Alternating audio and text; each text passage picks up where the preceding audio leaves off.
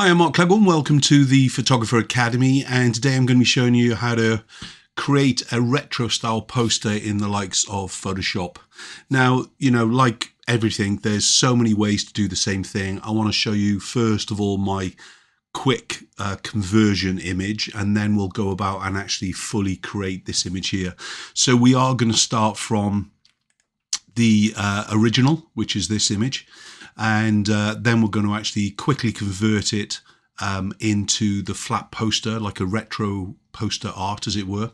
But we're going to have to do some extra fixes because of some details that I don't actually want to have and things really. But before we do that, remember that everything's available on the Photographer Academy. In fact, recently on a Photoshop school, we kind of did a series of these images so you could get a good idea. We actually use some Cuba images to actually kind of come up with some great poster effects, and I show you different kind of techniques as well.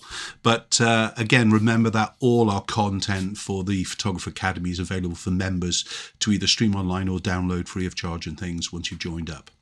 So let's get into this session. Okay, so what we're going to be doing is basically, first of all, kind of using the cutout filter to kind of create the kind of the look and the feel. I go this really in depth on the Academy, but let's make it as simple as we can for this session. So let me close this down, and then we'll open up the image itself. So this is a raw photograph, so it has to open up through the likes of Adobe Camera Raw to begin with. And I've done some kind of basic adjustments on the contrast and the blacks, but nothing really that you need to actually know about. I am going to just slightly kind of correct the cropping on the image though, and then I'm just going to click the open. I'd usually save that image as a JPEG file first, and then work from the JPEG file as a rule. Okay, so to kind of get us going, I made an action to kind of get it going. I'll show you how to do this now, but all I need to do is press the poster action, and we're going to come up with the start of the image itself. And as you can see, there's some corrections I'm going to need to make anyway, which is to do with the kind of the build-in here, and some actually parts of the cloud that are in the background I don't like, and so on with it. So we need to actually do some of the work on this image as such. So let's throw these away, and let's kind of do it from scratch. Should have selected all those at once. So I'm going to just duplicate the layer, Control J, or we could have dragged this layer down onto the plus icon and we could have got there. And then I want to convert this into a smart object. Now, as you would have seen on the action, it did that automatically for me. So convert to a smart object. And then we're going to go up into filter, into the filter gallery. And we're going to choose the cutout mode here. Let me just shrink this down.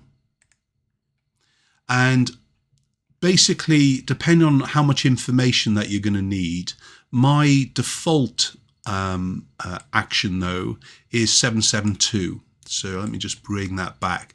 So that is 7 number of levels, edge simplicity of 7, and then basically edge fidelity of basically 2 as well. Okay, now you'll probably want to actually play around with creating different levels of your kind of edge effects and so on with it, and you can see already that we've got a lot more detail on this image than we did in the last one.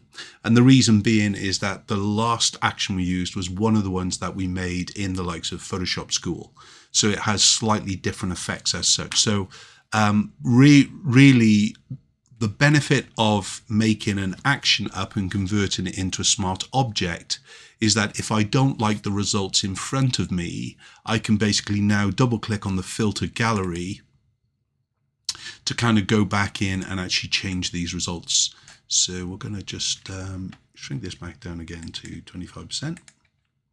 And you can see I've reduced it down to number of levels 4. The edge simplicity, in fact, is going to be a lot more, so we kind of get rid of a lot of the information. I want this kind of blockiness in the color, and that's the good thing about the likes of the action and the smart object as well is that we can go back in and actually change these results no matter what. So we're pretty much kind of getting to the overall information. I'm completely ignoring the basics of the actual the building. I'm looking at the skies and actually the blankness and everything else and how many colors that I want and things. And obviously we're working in 4 kind of levels here. So once that's done, I can just press the OK. There's also a piece of detail in here that I don't like, which is the lamppost. So I'm going to just double click onto the smart object first, and that opens up the original file. And now we can see it's a lamppost. And because of the amount of work that is being destroyed, the detail within the image, I don't really need any of this at all with it. So I'm just going to kind of click onto the generate fill with it and just kind of get rid of it. Now, as a rule, we could have just used content aware fill. So you can see here that it's kind of got rid of the information, but I think that's way overkill. And really the simplest part that we want to be using as such is making the selection around an image. Yes. And then what we're going to do is just go into the content aware fill. So if I press the shift key and the backspace, that's the shortcut to bring up my fill command. And then all I'm going to do is just press OK. And that's going to do a much quicker job on what we need and so on with it. If you've still got little areas of an image, just kind of scout around and see what you literally need to get rid of. But because of the effect we're going to have, all this kind of ghostiness of the sign in the background is going to be lost anyway. Okay, let me just save that. And that will actually then update the image behind. So you can see by saving the image, we've basically got rid of that bit of unwanted detail there. And this is the kind of thing that I really want to work around the photograph with. So in this case, I want to come back into that original. I want to get rid of the woman in the jacket because she's far too bright and light. Okay, I just hit that again. Let's save it. And that should be enough now to just get rid of her as far as the light and the bright is concerned. I really do like the guy there.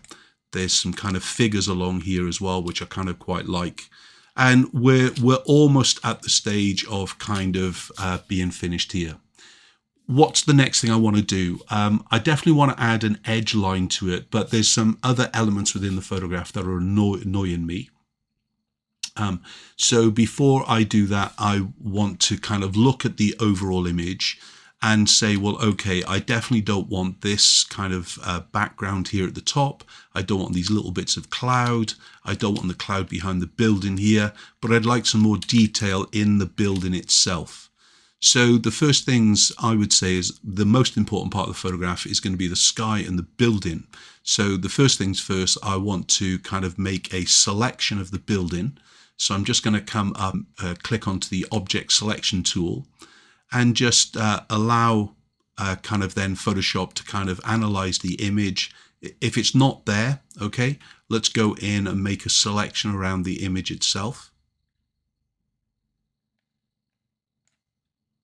And then it will analyze it for me and it's given me an image. So I'm going to press Control J now, and then I'm going to push this image to the top.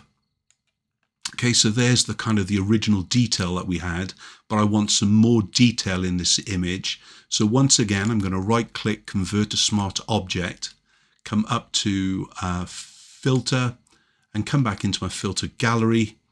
But of course, now I need a lot more information of the building. So that is going to mean that we're going to do what? We're going to give more levels. So we're going to increase it. Okay. We'll also want the edge simplicity to give us a lot more information here. So the edge simplicity is the key one, as you can see with all the detail that's coming through. If we kind of move the levels up, we're going to get more detail again. We don't want it to look like a photograph, but we definitely want it to actually kind of lose some of the information to give us this blocking of the color. And then I'm going to press OK. Okie doke. So now we've kind of got that more detail on the image itself. So it's giving me the kind of the master information and things. There's also some detail that I don't like, which is the sky element. Okay, so as far as the blue of the sky up here and everything else. So I'm going to make a new layer based on all visible. To begin with, I'm going to switch off this top layer. Okay, and I'm going to actually make a new layer based on all visible. So Shift Control Alt E. And then what I'm going to go in and basically is just choose the sky color, which is going to be here, pressing OK.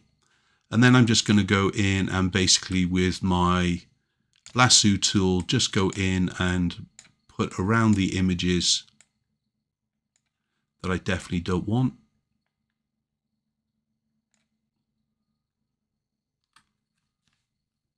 And then we'll go into Control Backspace to actually get rid of that information.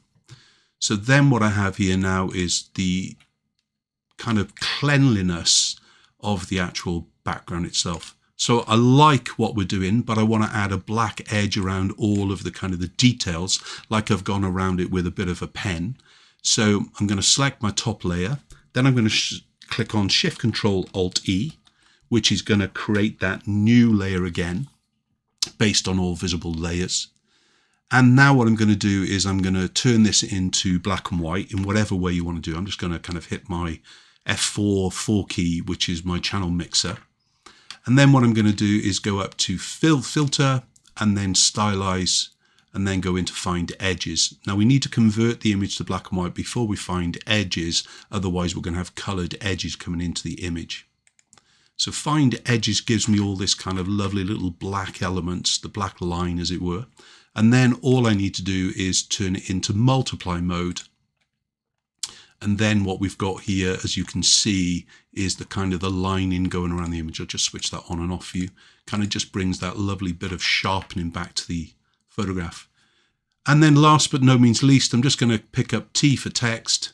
I'm going to drag a bounding box from one edge to the other. Just going to go in and type in the name of the location, which is Penarth Pier.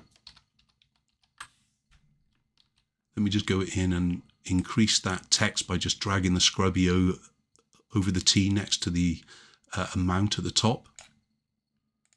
And then just dragging this down just a little bit more. If we don't like the kind of the color, if the white's too bright and so on, let's double click onto the actual text itself to highlight all of the text. We'll choose the coloring at the top, go and choose perhaps the gray, the lightest of the grays there. And we're just going to press OK. And there we go. That's our kind of quick fix image. So remember, there's just a few simple steps. The first thing is to duplicate your background layer, convert it to a smart object, then go into filter gallery, then actually use the cutout tool and kind of just play around with those sliders till you get the effect that you want. When you kind of go into a printed out image, you're going to want to spend a little bit more time to actually get that great effect. But, you know, go ahead, have a little bit of play. And if you want some more information, have a little look on the Academy.